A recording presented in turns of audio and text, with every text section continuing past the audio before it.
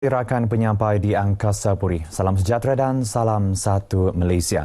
Sabah yang masih memerlukan pelbagai bentuk pembangunan akan terus menjadi agenda pembangunan utama di peringkat persekutuan. Demikian menurut Menteri di Jabatan Perdana Menteri, Datuk Seri Abdul Rahman Dahlan.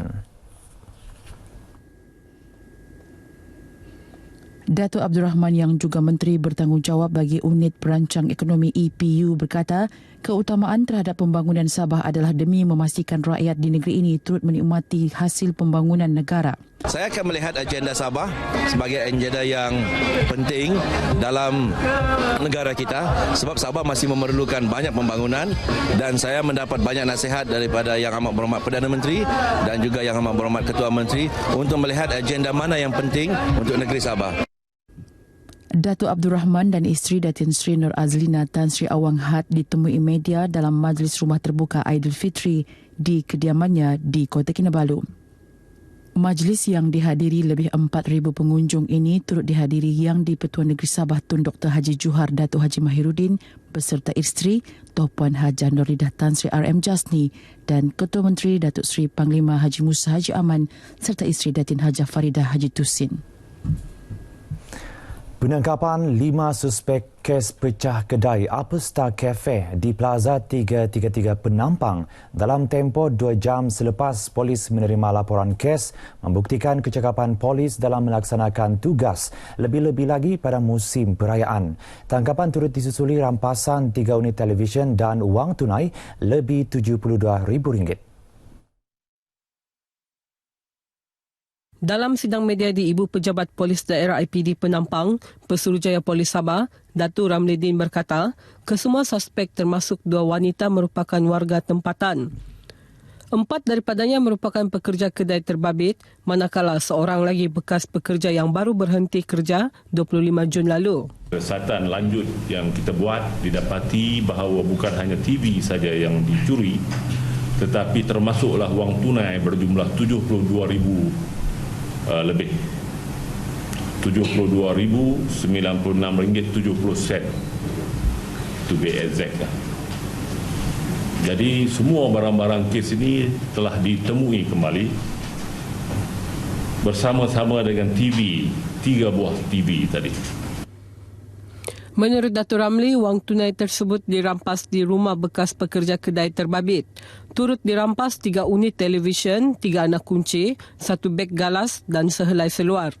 Kesemua suspek berusia antara 17 hingga 23 tahun kini ditahan untuk membantu siasatan di bawah Seksyen 457 Kanun Keseksaan yang boleh dihukum penjara sehingga 5 tahun dan denda jika sabit kesalahan. Hari ketiga Syawal ini, pastinya ramai yang menerima undangan Rumah Terbuka Aidilfitri daripada saudara mara dan rakan taulan jauh dan dekat. Namun dalam kerancakan memenuhi undangan, masih ada yang mengunjungi gedung-gedung pakaian untuk menambah koleksi baju raya tahun ini. Ikuti tinjauan wartawan Salih Jikri ke Gedung Pakaian dan Kain Jekyll Sabah di Alam Mesra, Kota Kinabalu. Tinjauan RTM di Gedung Jekyll mendapati pengunjung datang silih berganti untuk mendapatkan kain atau baju raya. Pelbagai jenis tekstil ditambah lagi dengan harga yang berpatutan memberi kepuasan kepada pengunjung. Menawarkan banyak pilihan dengan harga yang berpatutan dan biasanya apa yang saya hendak tu ada di sini dan dia memenuhi cita rasa pelanggan. Banyak koleksi lah di sini. Dari macam sekarang beli baju untuk baju selangor adik-adik, untuk adik-beradik lah, semua mak. Bagus. Kalau untuk lelaki lah, senang mau cari jenis-jenis baju yang terus pakai terus muat lah biasanya macam tu. Di samping memenuhi cita rasa pelanggan, pusat gedung ini lubuk rezeki kepada penduduk tempatan yang bekerja di syarikat ini. Kerja dia okey lah, suasana okey dan apa yang ada jaket ni semuanya menarik. Pelanggan pun tertarik. Banyak yang membantu saya, keluarga saya termasuk diri saya lah. Sebagai antara gedung pakaian berjenama dan popular serta mempunyai nilai keuntungan tinggi, gedung ini tidak alpa dalam menunaikan tanggungjawab sosial korporatnya CSR terhadap mereka yang memerlukan. Walaupun kita berniaga kan, kita tidak lupa kepada para fakir miskin, orang yang memerlukan.